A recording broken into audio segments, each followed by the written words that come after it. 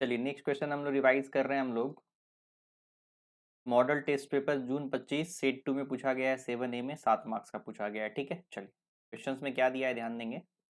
बोल रहा है Alpha Limited with net operating earning, net operating income का मतलब ईबीआईटी इज अटेम्प्ट, बोलता है attempting to evaluate a number of possible capital structures given below, which of the capital structure will you recommend and why. मतलब इसका अभी EBIT जो operating profit है 3 लाख रुपया है और इसके पास कैपिटल स्ट्रक्चर का अलग अलग ऑप्शन है। तो बहुत सारा ऑप्शन दे रखा है, 5 ऑप्शन दे रखा है, 1 2 3 4 5। समझ में आ रहा है चीज, 5 ऑप्शन है। पहले में ही debt in the capital structure, ये 3 लाख का डेट मिक्स कर रहा है। सेकंड में 4 लाख, 5 लाख, 6 लाख, 7 लाख। और इसका जो कॉस्ट ऑफ डेट है, कॉस्ट ऑफ डेट क्या है, जब 3 लाख ले जाए 10% में मिल रहा है, 4 लाख 10% में मिल रहा है। लेकिन 4 लाख से जब ऊपर आ रहा है तो 11% हो जा रहा है, 6 लाख 12% में मिल रहा है, 7 लाख जब ले 14% में मिल रहा है।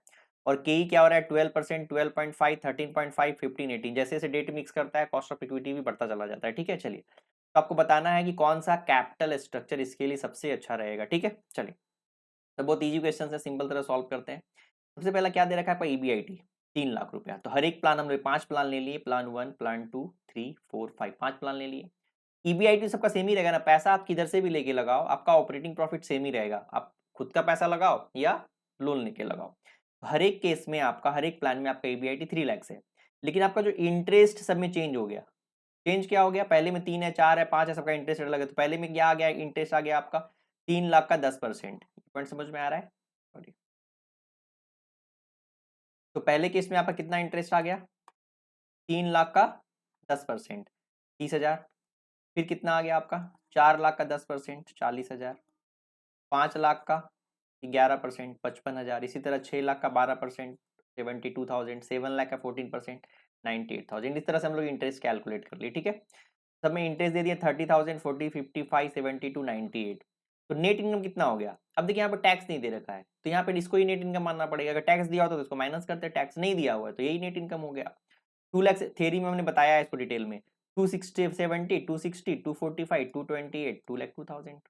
अब यहाँ पर हम लोग को क्या करना है, वैल्यू ऑफ इक्विटी निकालना है, मार्केट वैल्यू ऑफ इक्विटी। तो यहाँ पर क्या फॉर्मूला लगाते हैं हम लोग, के से हम लोग डिवाइड करते हैं। बार बार बता रहे हैं, स्टार्ट को आप लोग यूज कीजिएगा। नेट इनकम हो गया, इसी को टैक्स दिया हुआ था, सिंपल हमने ईबीआईटी में क्या किया, ईबीआईटी में से हमने इंटरेस्ट माइनस किया तो बच गया हमारा अर्निंग फॉर इक्विटी।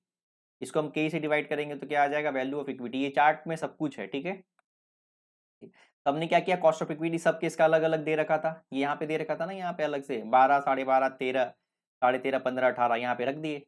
जब डिवाइड किए तो मार्केट वैल्यू ऑफ इक्विटी आ गया 22,50,000, 20,80,000, 18,14,000, इतना 15,20,000, 11,20,000, 22,222।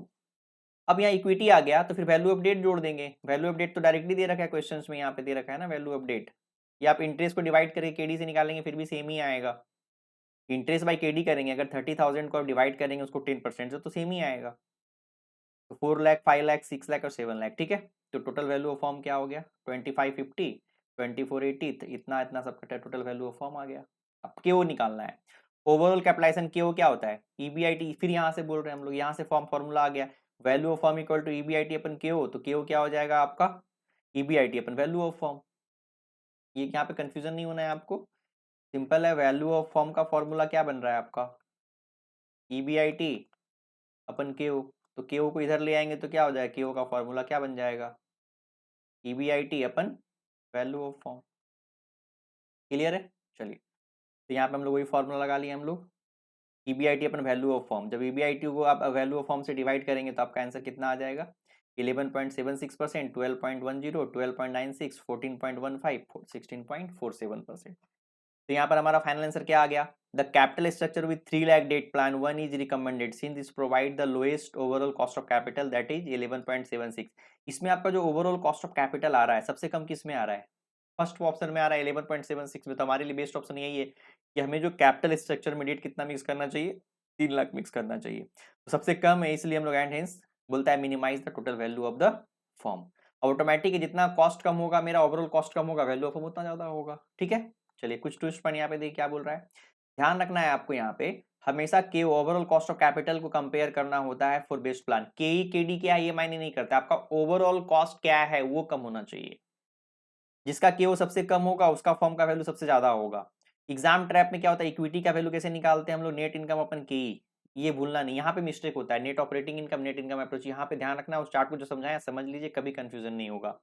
अगर केओ बोलता है केओ बढ़ने लगे मतलब रिस्क और कॉस्ट दोनों बढ़ गया, पॉइंट समझ में आ रहा है ऑटोमेटिक, जितना कॉस्ट बढ़ रहा है उतना आपका रिस्क बढ़ रहा है, वैल्यू ऑफ फॉर्म उतना क्या हो रहा है, कम हो रहा है, तो रिस्क हो जाता है, ठीक है। चलिए, तो ये भी क्वेश्चन में कहीं कंफ्यूजन नहीं हुआ होगा आप लोगों को।